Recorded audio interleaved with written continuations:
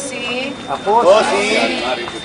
Banjo Padao, na buong pusong nanunumpa ng aking pangangalagaan ng kalikasan sa lahat ng nakaraan ng aming kakayanan,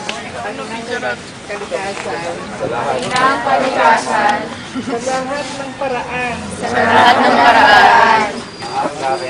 ng aking mga kayanan. ako'y nanunumpa Na ang aking pakikisa sa pagtatanim ng puno kasama ng aking mga kababayan ay panimula lamang ng aking adhikain upang panatilihin malinis at mainam ang aking kapaligiran, upang ang ating inang kalikasan ay patuloy nating mapagyaman. Ang aking dinig na nangangako, hinihilayan ko ang mga